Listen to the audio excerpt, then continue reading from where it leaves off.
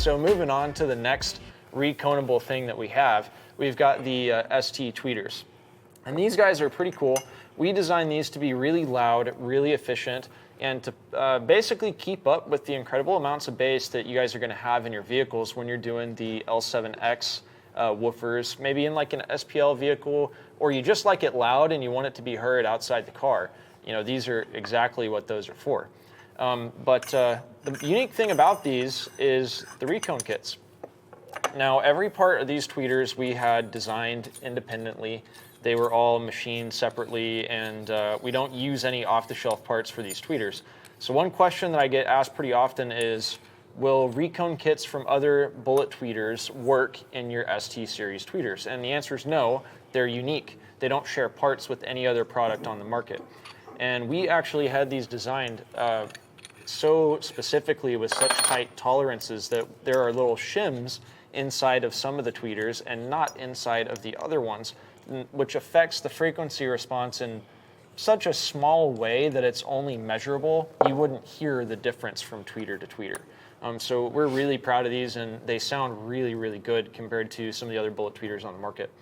But they're a little bit different, so I'm going to hold them up side by side so you guys can see. But the ST3 TW has 3 little Phillips head screws on the backside, and then its larger brother has 3 Allen head screws on the front side. So they're similar, but they're not the same. And the only thing that changes when you're reconing it is what side of the tweeter you're doing the removing the bolts from. So it's really cool, Jacob, and you know, we don't really talk about it too much, but being out on the road, dealing with a lot of our customers, I see a lot of these type of tweeters, and they all have the connections where you got to solder on, which can be a pain in the butt, especially if you're trying to mount it somewhere like on a door panel or something, then you got to solder. Mm-hmm. It makes life a whole lot more difficult. What if you burn out that diaphragm and you got to take it apart again? You got to desolder everything. Yeah. I want to say we're one of the only ones that use these push-button spring terminals, which are really cool. It makes your life a whole lot easier. Just run that wire in. You also have that little groove right here where actually that wire can just go straight in, and without having to have any wires stick out, because all these other guys will have the wires sticking out either sideways, going out sideways, or they're going to go straight up. Yeah. But this makes your life a whole lot easier as an installer. I think it's easier. You're right. So if you have a really tight space, like you're mounting, with the smaller one, actually, the push terminals sit flush with the backside of the tweeter. So they're not going to add any mounting depth to the tweeter itself. So like if you've got a really tight space, you're mounting it in a pillar and you're in spaces at a premium, those push terminals aren't going to stick out any further.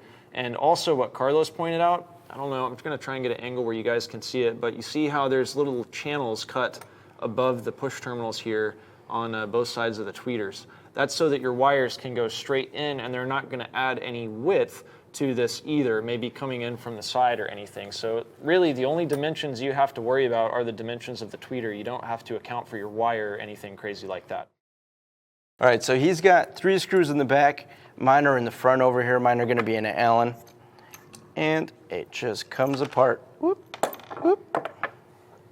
Super simple. Yep. So here's kind of what it all looks like laid out. So here's going to be that back piece. Then we have the little logo and the metal slug, and this whole thing just comes apart super easy after you've gotten the screws undone. But this is what your little diaphragm is going to look like once you have it out. It's kind of interesting. You've just got your little aluminum diaphragm here, and there's a really tiny voice coil on there that you guys can see. One thing about these is that they are keyed with the push terminals, so it's hard to get it backwards or flipped around the opposite way. And if you do get it backwards somehow, then the holes won't line up, the 3 screw holes. So there's only one way to put it back on. It's pretty hard to mess up, and you wouldn't be able to put it back together if you had it flipped backwards.